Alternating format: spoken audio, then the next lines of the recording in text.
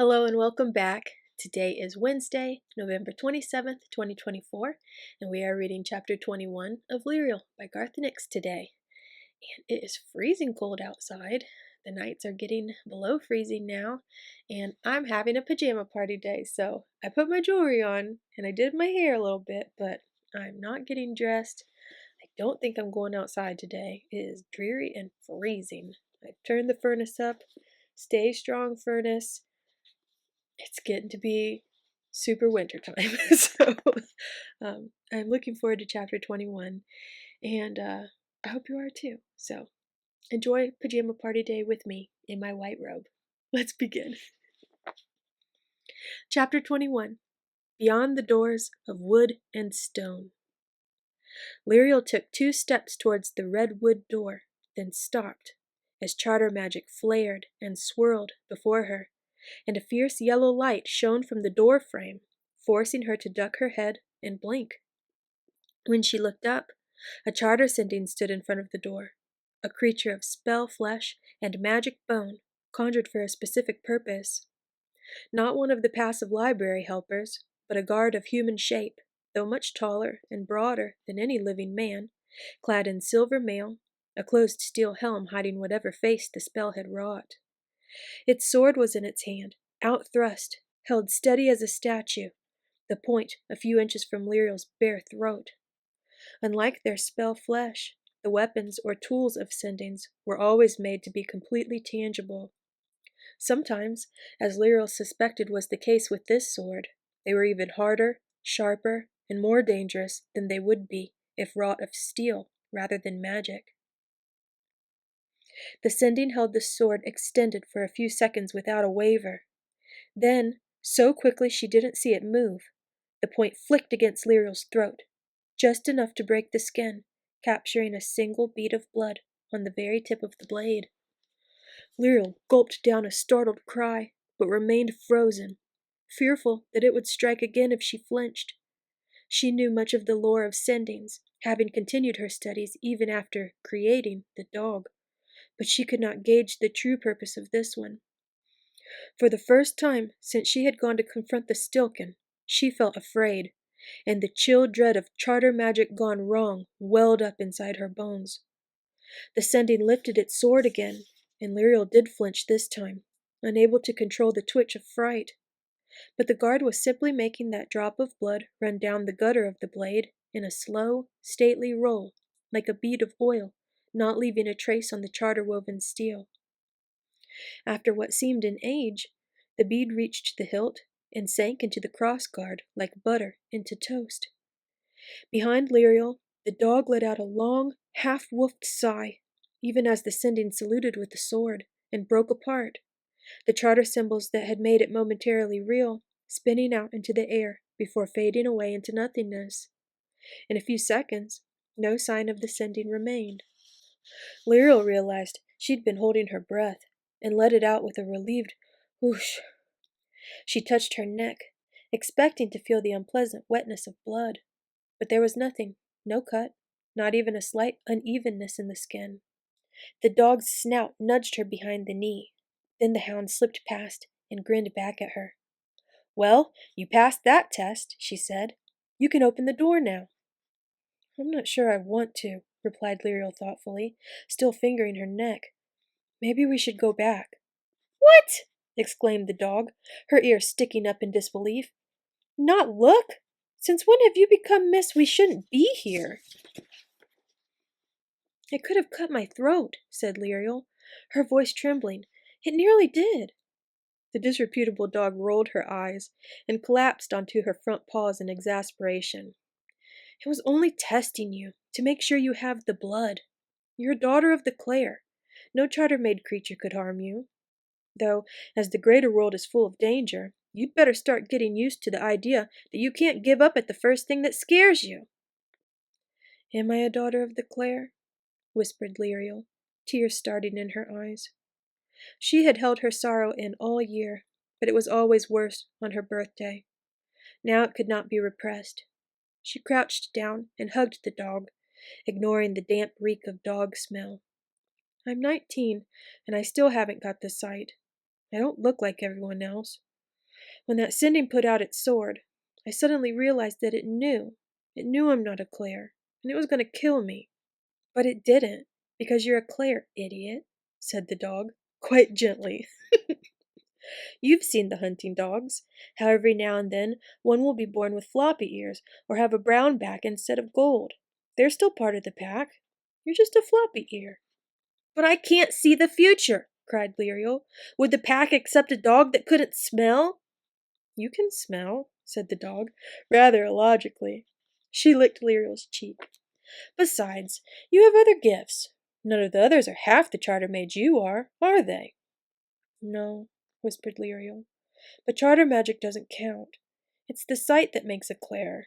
Without it, I'm nothing.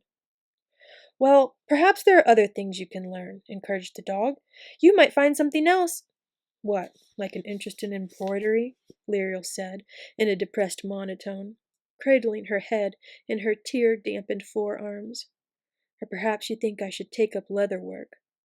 That, said the dog, her voice losing all sympathy, is self-pity. There's only one way to deal with it. What? Asked Lirael sullenly. This, said the dog, lunging forward and nipping her quite sharply on the leg. Ow! Lirael shrieked, leaping up and stumbling against the door. What did you do that for? You were being pathetic, said the dog, as Lirael rubbed the spot on her calf where visible tooth marks indented her soft wool leggings. Now you're just cross, which is an improvement. Lirael eyed the dog balefully, but didn't answer, because she couldn't think of anything to say that wouldn't, quite accurately, be seen as sulky or bad-tempered.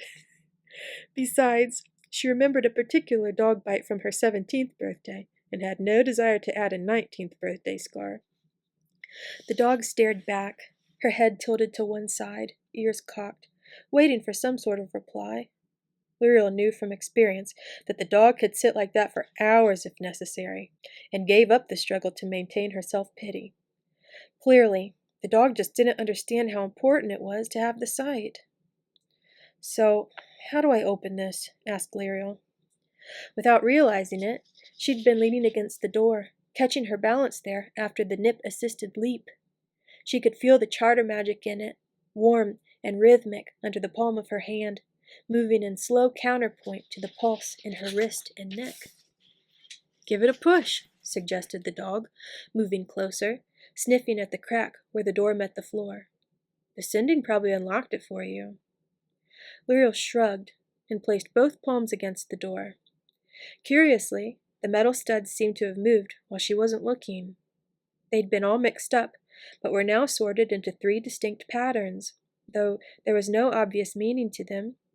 Lirael wasn't sure which particular symbols were under her palms, though she could feel them leaving an imprint on her skin. Even the metal studs were impregnated with charter symbols, Lirael felt. She didn't know precisely what they were, but it was clear the door was a major work of magic, the result of many months of superior spell casting and equally masterful metalwork and carpentry. She pushed once, and the door groaned. She pushed more forcefully, and it suddenly slid back like a concertina, separating into 7 distinct panels. Lirael didn't notice this as this happened. One of the 3 symbols completely disappeared, leaving only 2 types of studs visible.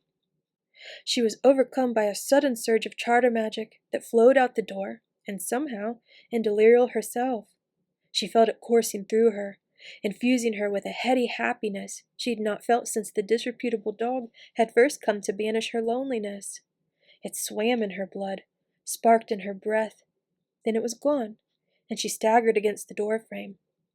At the same time, the impression of the studs on her hands faded before she could see what they meant. Whew, she said, shaking her head, one hand unconsciously feeling for the comforting bulk of the dog at her side. What was that? The door just said hello, replied the dog, slipping from Lirael's grasp. She was already questing ahead, paws clicking as she essayed the first steps of a flight that spun downwards into the mountain. What do you mean? Asked Lirael. The dog's up-thrust wagging tail whisked down and around the curve of the spiral. How can a door say hello? Wait! Wait for me! The disreputable dog wasn't known for listening to commands, requests, or even entreaties, but she was waiting about 20 steps lower down. There were fewer charter marks providing light here, and the steps were covered in dark moss. Clearly, no one had passed this way for a very long time. She looked up as Lirael reached her, then immediately took off down the steps again, easily re-establishing her 20-step lead, and was once again lost to sight, though Lirael could hear her paws steadily clicking down the steps. Lirael sighed and followed more slowly, not trusting the moss-covered stair. There was something farther down that she didn't quite like, and she felt oppressed by some sense of unease below the level of consciousness, a sort of vaguely unpleasant pressure that was increasing with every downward step. The dog waited, at least momentarily, 8 more times before they reached the bottom of the deep stairs. Lirael guessed they were now more than 400 yards deeper under the mountain than she'd ever been before. There were no ice intrusions here either, adding to her feeling of strangeness. It wasn't like any other part of the Clares' domain. It kept getting darker, too, the lower they went, the old charter marks for light fading till there were only a few flickering here and there. Whoever had built this stair had started from the bottom, Lirael realized, looking at the marks. The lower ones were much older and had not been replaced for centuries. Normally, she didn't mind the darkness, but it was different here, deep in the mountain. Lirael called up a light herself, 2 bright charter marks of illumination that she wove into her hair to send a bobbing fall of light ahead of her as she descended. At the bottom of the stairs, the dog was scratching the back of her ear in front of another charter-bound door. This one was of stone, and there were some letters carved into it, large, deep-cut letters using the middle alphabet, as well as the charter symbols only a charter mage could see. Lirael bent closer to read them, then recoiled, turned to the steps, and tried to run away. Somehow the dog got between her legs, tripping her. Lirael fell and lost control of her light spell, and the bright marks went out, twisting back into the endless flow of the charter. For a moment of pure panic, she scrabbled in the darkness, heading for what she thought were the steps. Then her fingers met the soft, wet nose of the dog, and she saw a faint, spectral glow outlining the shape of her canine companion. "That was smart," said the dog in the darkness, moving closer to woofle wetly in Lirael's ear. "I take it you didn't suddenly remember a pie in the oven?" "The door," whispered Lirael, making no effort to get up. "It's a grave door, to a crypt." "Is it?" "It's got my name on it," muttered Lirael. There was a long pause. Then the dog said, "So you think someone went to all the trouble to make you a crypt 1,000 years ago? On the off chance you might turn up one day, walk in, and have a convenient heart attack?" "No." There was another long pause, and then the dog said, "Presuming that this actually is a door to a crypt, may I ask how rare the name Lirael is?" "Well, I think there was a great aunt I'm named after, and there was another one before her. So, if it is a crypt, it's probably that of some long-ago Lirael," the dog suggested kindly. "But what makes you think it is a crypt door anyway? I seem to recall there were 2 words on the door, and the second one didn't look like grave or crypt." "What did it say, then?" asked Lirael, wearily standing up, already mentally reaching for the charter marks that would give her light, hands ready to sketch them in the air. She couldn't even remember reading the second word, but didn't want to admit to the dog that she'd just had the overwhelming feeling that it was a crypt. That feeling, combined with seeing her own name, had created a moment of total panic, when her only thought was to get out, to get back to the safety of the library. "Something quite different," said the dog with satisfaction, as light bloomed from Lirael's fingertips, falling cleanly on the door. This time, Lirael looked long at the carved letters, her hands touching the deep-etched stone. Her forehead wrinkled as she read the words again and again, as if she couldn't quite put the letters together in a sensible word. "I don't understand," she said finally. "The second word is path. It says Lirael's path." "Guess you should go through then," said the dog, unperturbed by the sign. "Even if you're not the Lirael whose path it is, you are a Lirael, which in my book is a pretty good excuse—" "Dog, shut up!" said Lirael, thinking. If this gate was the beginning of a path named for her, it had been made at least 1,000 years ago, which was not impossible, for the Clare sometimes had visions of such far distant futures, or possible futures, as they called them, for the future was apparently like a many branching stream, splitting, converging, and splitting again. Much of the Clare's training, at least as far as Lirael knew, was in working out which possible future was the most likely, or the most desirable. But there was a catch to the notion that the long-ago Clare had seen Lirael, because the Clare of the present time couldn't see Lirael's future at all, and had never been able to do so. Seinar and Rael had told her that even when the 9-day watch tried to see her, there was nothing. Lirael's future was impenetrable, as was her present. No Clare had ever seen her, not even in a chance-found minute showing her in the library or asleep in bed a month hence. Once again, she was different, not able to see, and also unseen. If even the 9-day watch couldn't see her, Lirael thought, how could the Clare of 1,000 years past know she would come this way? And why would they build not only this door, but also the stairs?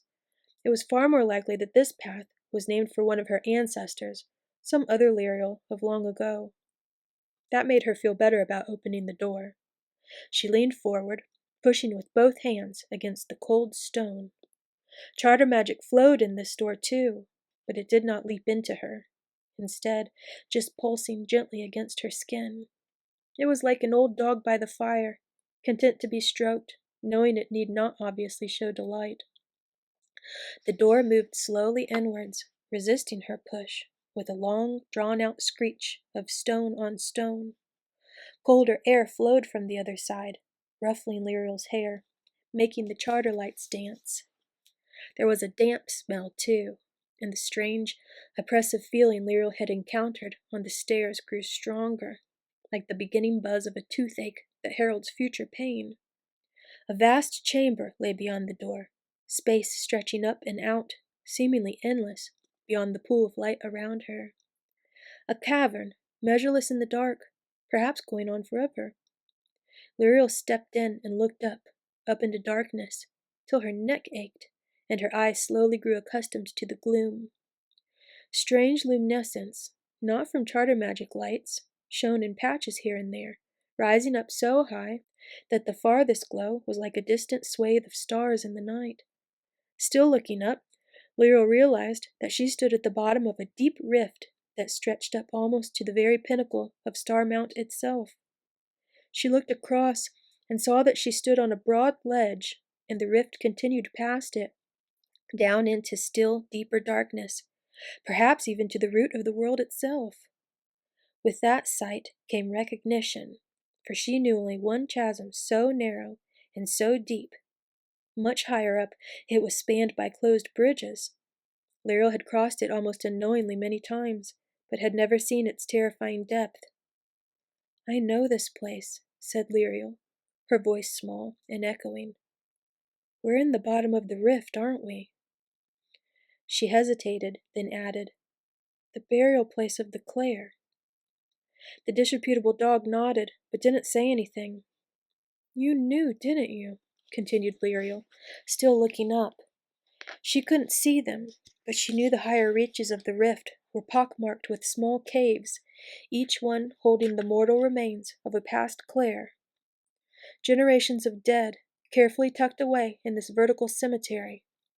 In a weird way, she could feel the presence of the graves, the dead inside them, or something.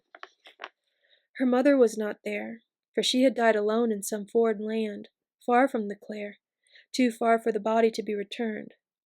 But Philris rested here, as did others whom Lirael had known. "It is a crypt," she said, looking sternly at the dog. "I knew it!" "Actually, it's more of an ossuary," the dog began. "I understand that when a Clare sees her death, she's lowered down by rope to a suitable ledge, where she digs her own—" "They do not!" interrupted Lirael, shocked. "They only know when to some degree. And Palamore and the gardeners usually prepare the caves. Aunt Kirith says it's very ill-bred to want to dig your own cave." She stopped suddenly and whispered, "Dog?" Am I here because they've seen me die, and I have to dig my own cave because I'm ill-bred? I'm going to have to bite you properly if you keep up that nonsense, growled the dog. Why this sudden preoccupation with dying anyway? Because I can feel it. Feel it all around me, muttered Lirael. Particularly here. That's because the doorways to death are ajar where many people have died, or where many lie buried, said the dog absently. The blood mixes a little, so there are always Claire who are sensitive to death. That's what you feel. You shouldn't be afraid of it. I'm not really, replied Lirael, puzzled. It's like an ache, or an itch. It makes me want to do something. Scratch it, make it go away. You don't know any necromancy, do you? Of course not! That's free magic. It's forbidden. Not necessarily. Claire have dabbled in free magic before, and some still do, said the dog in a distracted manner. She'd caught the scent of something, and was snuffling vigorously around Lirael's feet. Who dabbles in free magic? Asked Lirael. The dog didn't answer, but continued to sniff around Lirael's feet. What can you smell? Magic, said the dog, looking up for a second, before resuming her snuffle, roaming out in an ever-increasing circle. Old magic. Hidden here, in the depths of the world. How very, very... Yow! Her last words ended in a yelp as a sudden sheet of flame sprang up across the rift, heat and light exploding everywhere. Lirael, totally unprepared, staggered back, falling across the open doorway. An instant later, the dog collided with her, smelling distinctly singed. Inside the fiery wall, forms began to take shape, humanoid figures that flexed arms and legs within the flame. Chartermarks roared and swam in the yellow, blue, red inferno, flowing too fast for Lirael to see what they were. Then the figures stepped out of the flames, warriors composed entirely of fire, their swords white-hot and brilliant. Do something! Barked the dog. But Lirael just kept staring at the advancing warriors, mesmerized by the flames that flickered through their bodies. They were all part of one great charter spell, she saw, one enormously powerful sending made up of many parts. A guardian sending, like the one on the redwood door. Lirael stood up, patted the dog once on the head, and walked out, straight towards the ferocious heat and the guardians with their swords aflame. I am Lirael, she said, investing her speech with the charter marks of truth and clarity. A daughter of the Clare. Her words hung in the air for a moment, cutting through the buzz and crackle of the fiery sendings. Then the guardians raised their swords, as if in salute, and a wave of even more intense heat rolled forward, robbing Lirael's lungs of air. She choked, coughed, took one step back, and fainted. When she came to, the disreputable dog's tongue was just about to lick her face, for about the 10th time, judging from the thick film of dog saliva on her cheek. What happened? She asked, quickly looking around. There were no fires now, no burning guardians, but small charter marks for light twinkled all around her like tiny stars. They burnt up your air when they saluted. I think that whoever created those sendings expected people to identify themselves from the door, said the dog, attempting another lick, only to be fended off. Or else they were particularly stupid sendings. Still, at least one of them had the good grace to throw out a handful of those little lights. Some of your hair's been burned off, by the way. Curse it! Exclaimed Lirael, examining the singed ends of her hair, where they stuck out from under her scarf. Aunt Kirith will notice that for sure. I'll have to tell her I lent over a candle or something. Speaking of Kirith, we'd better start back. Not yet, protested the dog. Not after all this effort. Besides, the lights mark a path. Look, that must be it. Lirael's path. Lirael sat up and looked where the dog was pointing, in the classic pose, one foreleg up and snout eagerly forward.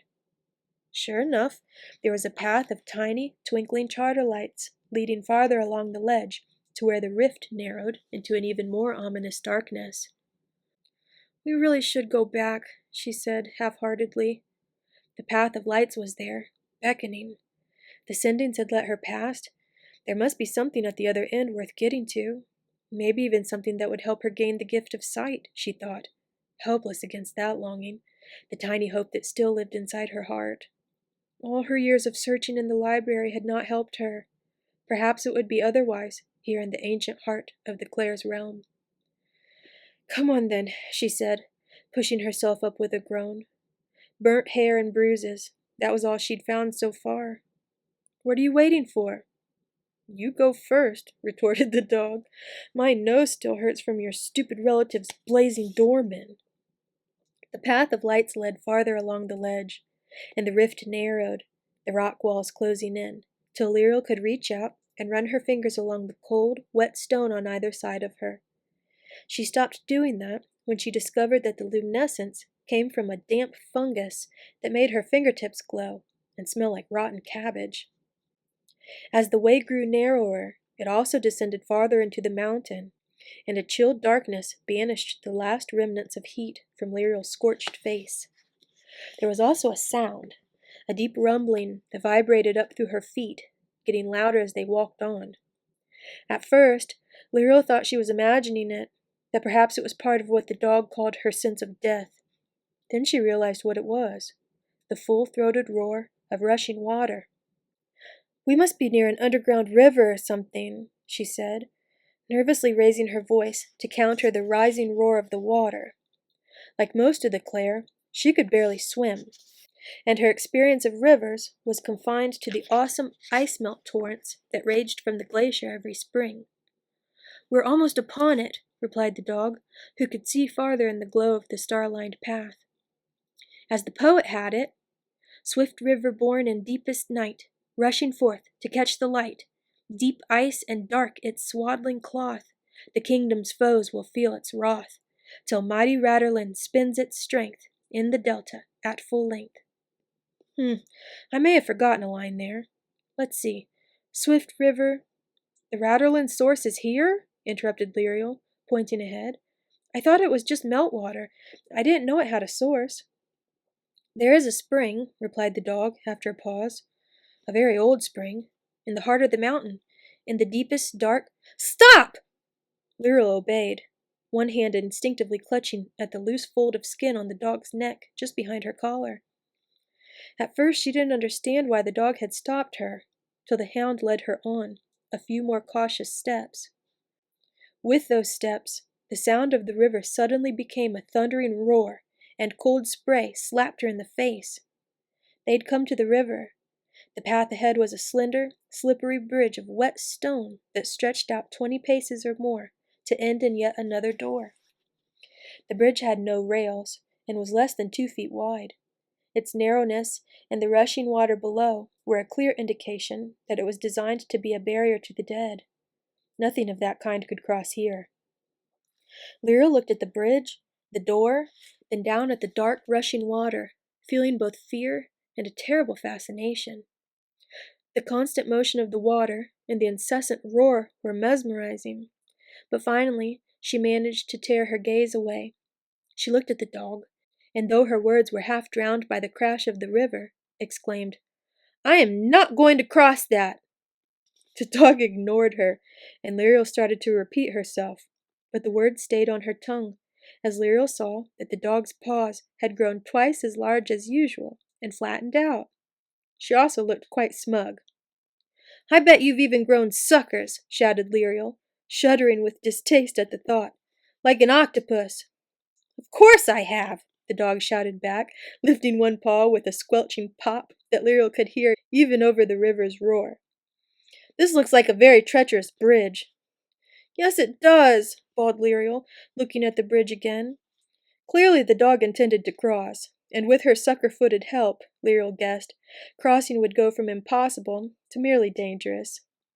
Sighing, she bent down and took off her shoes, eyes blinking against the constant spray. After tying the laces of her soft leather ankle boots through her belt, she wriggled her toes on the stone. It was very cold, but Lirael was relieved to feel faint cross-hatching that she hadn't seen in the dim light. That would give her some grip.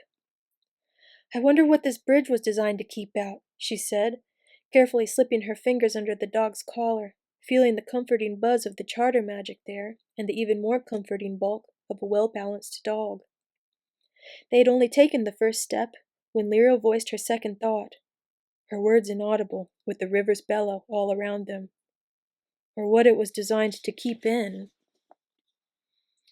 And that is the end of chapter 21. Oh, that was a good chapter. I think it was long too. Well, I hope you enjoyed that reading. I enjoyed reading it, and I will post the next chapter tomorrow evening at 8 p.m. Eastern Standard Time. So, I hope you have a wonderful rest of your day. I'm going to stay cozy and warm in my robe and eat something good. If you're in the U.S., tomorrow is Thanksgiving, so if you're celebrating that holiday, I hope it goes well, and I hope it's not too stressful if you have to go hang out with a lot of family.